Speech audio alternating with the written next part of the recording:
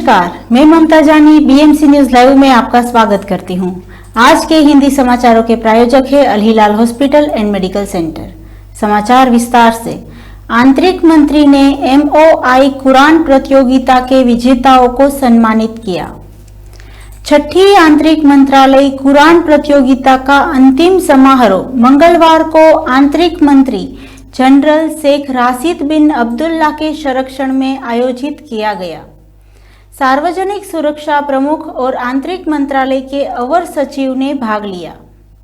आंतरिक मंत्री ने प्रत्येक श्रेणी में शीर्ष विजेताओं, शहीद और घायल सैनिकों के बच्चे, आयोजन और मूल्यांकन समिति के सदस्यों और सबसे अधिक विजेताओं वाले निवेशकों को सम्मानित किया। जयशंकर ने अंतर्राष्ट्रीय समुदाय को भारत के आंतरिक विषयों पर टिक्का टिप्पणी करने के प्रति आगाह किया। अहमदाबाद से आए सूत्रों के अनुसार विदेश मंत्री एस जयशंकर ने मंगलवार को आंतरिक समुदाय को भारत के आंतरिक विषयों पर आवंटित राजनीतिक टिक्का टिप्पणी करने के लिए उसके खिलाफ आगाह किया और कहा कि इस तरह किसी भी हस्तक्षेप करना सख्त जवाब मिलेगा। दिल्ली के मुख्यमंत्री अरविंद केजरीवाल के प्रवर्तमान निदेशालय द्वारा की गई गिरफ्तारी के सिलसिले में अमेरिका, जर्मनी और संयुक्त राष्ट्र के राजनयिकों के हालिया बयान के मद्देनजर जयशंकर की यह टिप्पणी आई है। भारत ने इन बयानों का कड़ा विरोध किया है। जयशंकर ने संवाददाताओं से कहा कि किसी ने संयुक्त राष्ट्र के एक व्यक्ति से पूछा और उन्होंने जवाब दिया, लेकिन अन्य मामलों में बहुत स्पष्ट रूप से कहूँगा कि ये पुरानी आदतें हैं, ये बुरी आदतें हैं। मंत्री ने राष्ट्रों की संप्रभुता का सम्मान करने और एक दूसरे के घरेलू मामलों में दखल देने से दूर रहने के महत्व पर जोर दिया। उन्होंने कहा कि देश को किसी भी मर्यादा का खास ख्याल रखना चाहिए। हम संप्रभुता देश है, हमें एक दूसरे के आंतरिक मामलों में हस्तक्षेप नहीं करना चाहिए। हमें एक दूसरे के राजनीतिक के बारे में टिक्का टिप्पणी नहीं करनी चाहिए। शख्स ने जॉब इंटरव्यू के लिए ज्वाइन किया लिंक और गंवाए 2.5 लाख रुपए। भारत में साइबर क्राइम के मामले पिछले कुछ सालों से काफी बढ़ गए हैं। देश में सबसे अधिक रिपोर्ट किए जाने वाले साइबर क्राइम के मामले जब स्कैम से जुड़ जाते हैं। साइबर क्रिमिनल नई तरीकों से लोगों को चूना लगाते हैं।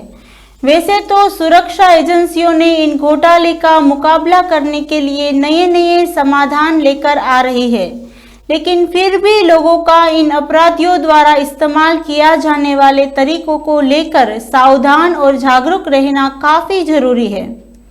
हाल ही में एक सोशल मीडिया यूजर्स ने बताया कि जब वह नई नौकरी खोज रहा था तो उसका 2.5 लाख का चूना लग गया।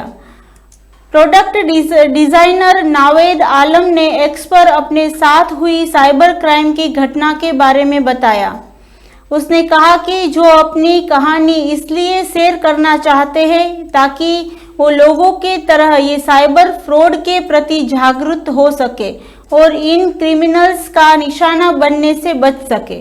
सोशल मीडिया यूजर्स ने पूछा, स्क्रीनशॉट के साथ शेयर किया और अपनी पोस्ट में लिखा, हाल ही में मैं ट्विटर पर एक स्कैम का शिकार हो गया और मैंने 2.5 लाख रुपये गंवा दिए। आगे बढ़ने से पहले हम लेते एक छोटा सा ब्रेक और मिलते हैं कुछ खास खबरों के साथ।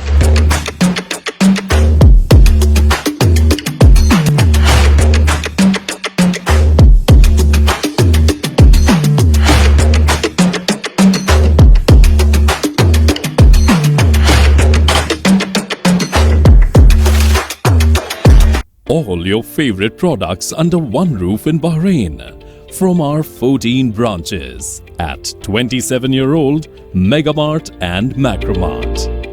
Bakery,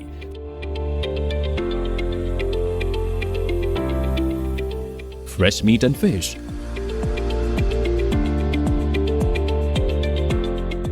fruits and vegetables,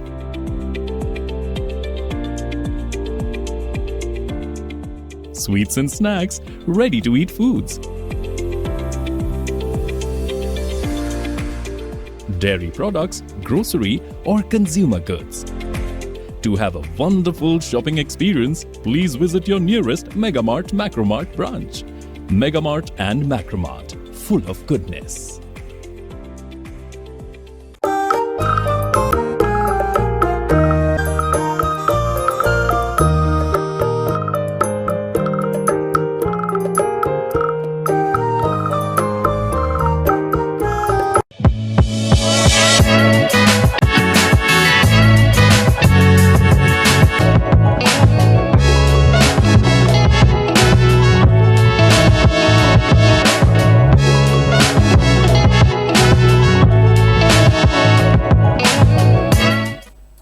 स्वागत करती हूँ एक बार फिर से बीएमसी न्यूज लाइव में और देखते हैं देश और दुनिया की कुछ खास खबरों की ओर। मिशन दक्षिण, पीएम मोदी फिर जाएंगे तमिलनाडु, 4 दिनों तक ये होगा शेड्यूल। लोकसभा चुनाव को मद्देनजर पीएम मोदी दक्षिण भारत के प्रचार पर भी पूरा जोर दे रहे हैं। तमिलनाडु दौरे से लौटने के बाद अब फिर वह तमिलनाडु जाएंगे और 4 दिनों तक प्रचार अभियान का नेतृत्व करेंगे। पीएम मोदी 9, 10, 13 और 14 अप्रैल को द्रविड़गढ़ के में रैलियां करेंगे और रोड शो करेंगे। कार्यक्रम के बारे में बताएं तो पीएम मोदी 9 अप्रैल को वेल्लोर में और चेन्नई साउथ में रोड शो करेंगे। 10 अप्रैल को नीलगिरी में रोड शो करेंगे। कोयम्बतूर में रैली करेंगे। 13 अप्रैल को प्रधानमंत्री मोदी पेरम्बलुरु पीस के पास एक रैली में भाग लेंगे। 14 अप्रैल विरुद्धुनगर में रैली करेंगे। बता दें कि प्रधानमंत्री नरेंद्र मोदी उत्तर प्रदेश में तीसरे चरण में होने वाले चुनाव के तहत आने वाली 10 लोकसभा सीटों के सभी 22,638 बूथों में आज बार में नमो ऐप में माध्यम से पार्टी कार्यकर्ताओं को संबोधित करेंगे।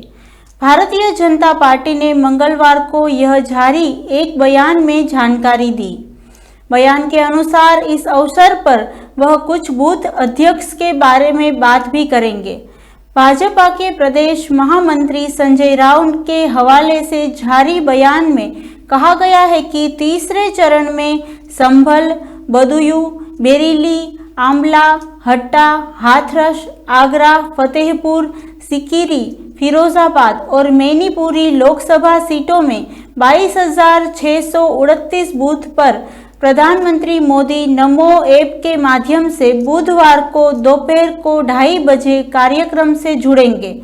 उन्होंने बताया कि प्रदेश क्षेत्र में जिले के पदाधिकारी भी अपने बूथों पर जाकर इस नमो रैली में जुड़ेंगे। तीसरे चरण की उपरोक्त 10 सीटों पर 7 मई को मतदान होगा। नहीं थम रहा है विस्तारा एयरलाइंस की उड़ानों में देरी और रद्द होने का सिलसिला, आज भी दिल्ली की 10 फ्लाइट कैंसिल। विस्तारा एयरलाइंस की उड़ानों में देरी और रद्द होने का सिलसिला नहीं थम रहा है। आज भी विस्तारा की कई उड़ानें रद्द हो गई है। दिल्ली से उड़ान भरने वाली 10 फ्लाइट रद्द हो गई है। मुंबई से दिल्ली की 4 और मुंबई से बेंगलुरु की 2 फ्लाइट भी रद्द हो चुकी है। फ्लाइट रद्द होने से यात्री परेशान है। दरअसल विस्तारा के कई पायलट्स एक साथ छुट्टी पर चले गए हैं।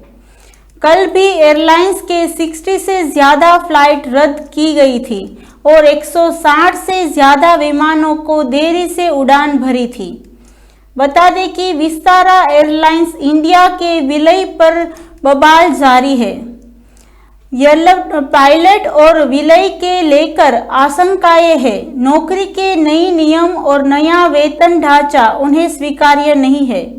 नए वेतन के पेशकश दस्तावेज तैयार नहीं किए गए हैं, इसीलिए सैलरी भी कम होगी। छुट्टियां को भी असर पड़ेगी, जो दरअसल नहीं है। इन पर बदलाव लागू होना चाहिए। वही पूरे मामले पर विस्तारा एयरलाइंस के मुसाफिरों की असुविधाओं माफी मांग रही है। उनका कहना है कि पायलट की कमी और परेशान नहीं हो सकती। हम हालात सामान्य करने में जुटे हैं। अस्थायी तौर पर फ्लाइट की संख्या घटा रहे हैं और यात्रियों के लिए दूसरी फ्लाइट या तो रिफंड का विकल्प दे रहे हैं।